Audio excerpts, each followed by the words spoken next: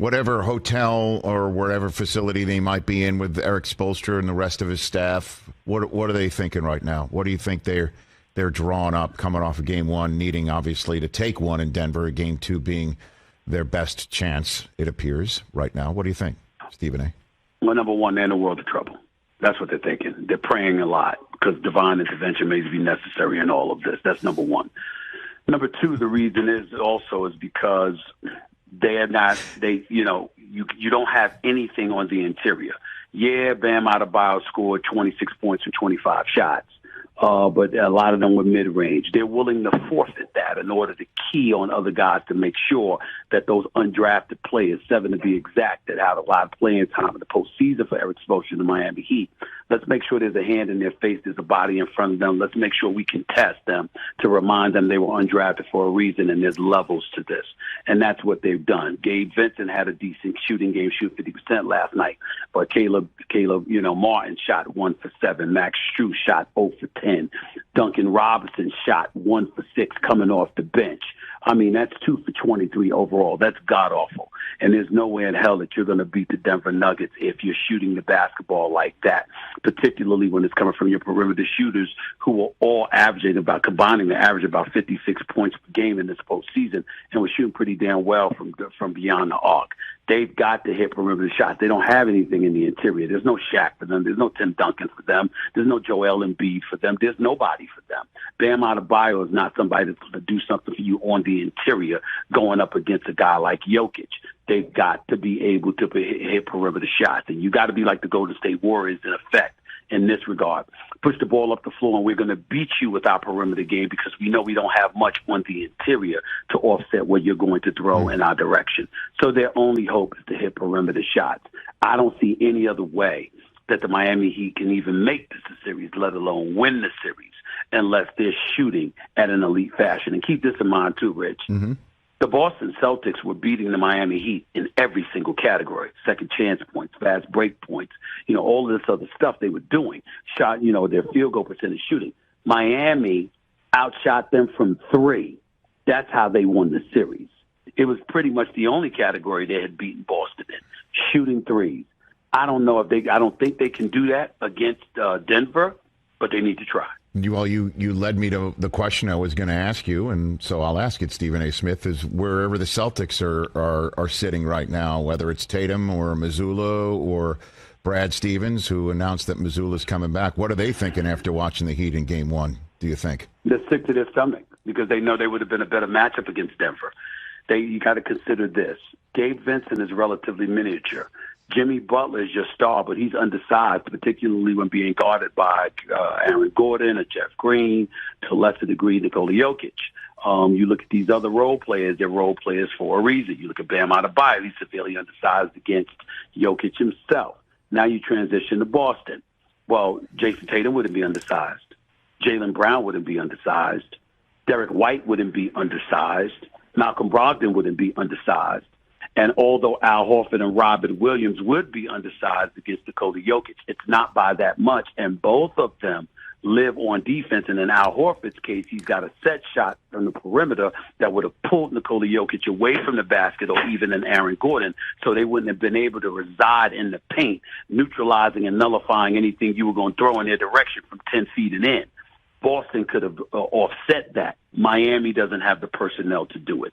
So Miami's only hope is to hit perimeter shots from the outside or get out of Denver with this high altitude, get to South Beach with that fresh air coming off the beach and run all day, every day, and try to exhaust the likes of Aaron Gordon or Nikola Jokic into getting into foul trouble and things of that nature.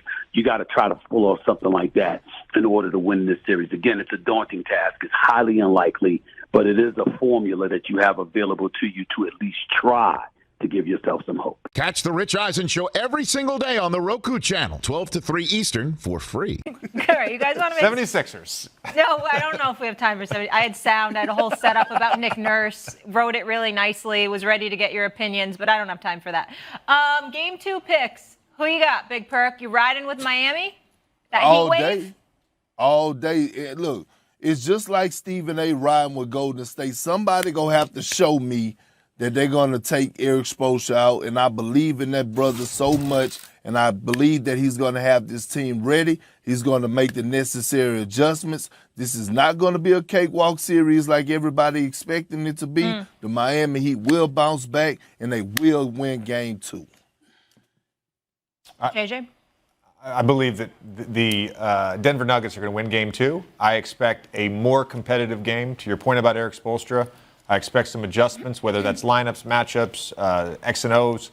They're going to figure it out. I expect a better Jimmy Butler game. I just think with the size, the two-man game with Jokic and Murray, the fact that Denver did not even shoot the ball well in Game 1, too much for them in Game 2. And look, I said this on Wednesday. I don't know that if this series goes 4, 5, 6, 7. I expect this series to be competitive, and I expect a better competitive mode from the Miami Heat in Game 2. But Denver will win. Both can be true. I got Denver. I would love for Miami to win Game 2, but I doubt it. I got Denver winning Game 2, and what I am praying for is that Miami at least make sure it's competitive and give us a reason to believe they're going to win games 3 and 4. That's what I'm hoping to see from Miami in Game 2. They ain't walking out of the Mile High City tying this series 1-1. I think they lose Game 2, and I think they go back to South Beach down 0-2, needing to win Game 3 and 4 to survive. Yep. Game 2 Sunday on ABC. We'll be back here to break it all down on Monday. Perk will be here. Stephen A. JJ's going to be here next week. Guys, I'm really going to miss not talking to you for 4 Allen just said he had 10 assists and no turnovers in the first half. It didn't work. So in the fourth quarter, they did something that they didn't want to do, which was play zone when Jokic was on the court. They were afraid of Jokic in the zone because the way you beat a zone is get the ball to the middle with a playmaker. Well, he's maybe one of the best middle playmakers in the history of the sport. So they didn't go to the zone in the first half. The fourth quarter, they went zone. And after only taking 5 shots in the first 3 quarters, Jokic was forced into 7. I don't want to say forced because he was still making all of them. He was forced into shooting more and not passing the ball as much, and the Heat actually won the fourth quarter. That said, had it actually gotten to a close game, the Nuggets are the number 1 home clutch team in the league, so they'd have been comfortable there. But the Heat's game plan fell apart in their hands in the first few minutes of the game because of the Nuggets' size and Jokic's greatness. And so look for them to roll the dice a little bit and play more zone with Jokic out there starting on Sunday. You know, one of the things that really stood out when you're watching that game play out is something that was different from the Eastern Conference Finals. Okay, Caleb Martin wasn't there and he was not helping the team, but we didn't see Jimmy Butler go to the free throw line. A stunning thing. We didn't see the Heat players and their starters go to the free throw line. When you watch this and you watch playoff basketball, this is stunning, guys. 2 free throw attempts in Game 1, the fewest in a playoff game in NBA history. Meanwhile, the Nuggets committed only 8 personal fouls. That's 4 fewer than any other team in finals history. So if you told Eric Spoelstra, hey, you're going to hold the Nuggets to 104 points, Bam Adebayo is going to give you 26 and 13, you're feeling really good. But then if you tell him you're going to the free throw line and 2 free throw attempts, did that stand out on how this game was called, or just the Nuggets had a pretty clean game? Yeah, I would go pretty clean game. This didn't look like a game where you're going, wow, they're letting a lot go. Wow, this is a real physical game. They're just not calling anything. It was more or less that the Heat were staying on the perimeter, that most of their open shots were on the perimeter, and a lot of times they have lived off of that. They have done a great job in making those open shots on kickouts. They were not doing that in this game. That was the struggle for them. When you look at some of these shots, that's an open look. Yes, the contest comes late, but it's an open look. And this is what they've lived on. They have thrived on. See, relocate, that's a great shooter. That's Duncan Robinson, I believe, and he just knocks that one a little to the left. Max Strus, by the way, we all had to feel for him. Man, you go 0 for 10, you 0 for 9 from 3. That's just a rough night. These are clean looks. They were 5 for 16 on what's considered wide open shots. No defender within 6 feet or more in this game. In the Celtics series, they shot 48% on those shots. So was this just a one-game thing, or is this something to watch now in this series? One-game thing or something to watch, because one of the things that stood out is we didn't see the Heat attack. They were not attacking in the inside. Can 2 things be true? Yes, 2 things can be true. I'm not asking you that. I think 2 things are true. I think that this was a one-game occurrence, but I also think the free throw thing is not going to be forced the way that we are accustomed to seeing the Heat do it, right? Like when you look at the way Jimmy Butler plays, he's able to find gaps and he's able to pump fake. Think about that iconic play versus Al Horford in the previous series, right? The pump fakes get guys going. Guys that bump on pump fakes usually are at a disadvantage in terms of length or size. There's no reason for Aaron Gordon, Michael Porter Jr. to pump fake. Jokic is not going to pump fake because that's not really his game. Like, the idea that the lanes to attack are going to be limited in this series, I think is true. Can the Heat also shoot the three ball better? Yes. So I think two things are true. Okay, help us now find the truth with Jimmy Butler. Where is Jimmy Butler right now? Specifically, 14 shots, just 13 points. All perimeter. Perimeter. That's the problem. Was that stunning? It's again, I just don't think Jimmy Butler's the kind of player that forces anything. So if it's not there, he's not going to force it. He might have to. Because that's how they're playing him. They are fine with Bam. Go ahead. Let him. Somebody's got to score, right? A lot of times with defenses, you're not going to shut out a team. So we'll give that up. What you don't want is to get Jimmy rolling. That's what you don't want. So they're keeping on the perimeter. He's got to figure out. He only had 8 drives in this game, a playoff low. He was averaging 20 drives a game in the first 4 games of the Celtics series. That's more like him. This game wasn't. Wendy, let's get your thoughts here because we asked you specifically about what the Heat did defensively in the fourth quarter. What must they do out the gate in Game 2 Sunday on ABC offensively? Yeah, this was just plain as day to me. I thought they were intimidated by the Nuggets' size. It's one thing to know that you're playing against a front line with 3 guys 6'10" and taller. It's another thing to actually go out there and physically deal with it. And I think they were shocked by it. So we saw the same thing happen in Game 1 of the last series against the Lakers. After playing a small Warriors team, they came in and faced the size of the Nuggets, and they were shell-shocked. I think the Heat were just not used to those long arms, and I don't think they challenged it. Jimmy Butler's reaction was to not challenge it.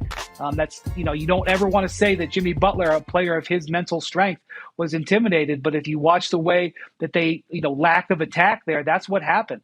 And so the Heat may have to consider lineup changes to fight size with size, but they're going to have to challenge the size. They weren't even challenging. The referees didn't even have to make that many 50-50 calls because there was very little contact. That is so stunning, what Wendy just said. They were intimidated, and they were not challenging. We're talking about a Heat identity throughout this entire playoffs where they don't back down, and everybody follows Jimmy Butler about not backing down. You're shaking your head. Did you see this team intimidated? Intimidated is such a strong word to use with this group. I'm not saying that. Okay. Right, but not with this group because they aren't built like that. But I do know that Michael Malone and company definitely learned something from the Boston Celtics. When Boston was throwing out, obviously, Al Horford, you had Robert Williams, you had those guys out there, length against Jimmy Butler. They've got length for days. They know that, and they can put that wall up against him. He was able to make an adjustment in Game 7, late in Game 7.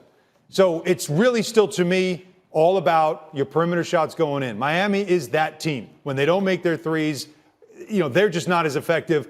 But how does Jimmy Butler attack when he's got to put his head down and literally just try to draw contact and just try to draw fouls? I just don't know that he plays like that because he's better one-on-one using his strength and power, getting his shoulder under your armpit and drawing those fouls. But these guys, as Wendy said, they're 6 to 7 inches taller than him already with the wingspan as well. Yeah, and we saw, to Wendy's point, the Celtics go with a smaller lineup and the Heat 8 in the playoffs. Oh, yeah. We will see if the Nuggets stay with that length, because it's working right now. And meanwhile, on planet Earth, the Nuggets feeling really good after the game. Kendrick Perkins is not so much, tweeting this, quote, looking at my TV schedule tomorrow after picking the Heat in Game 1, and I feel like my allergies are starting to act up. Might have to call in tomorrow. Keep in mind, Perk is not here with us on he's not here with us on Get Up, but you will see him on First Take.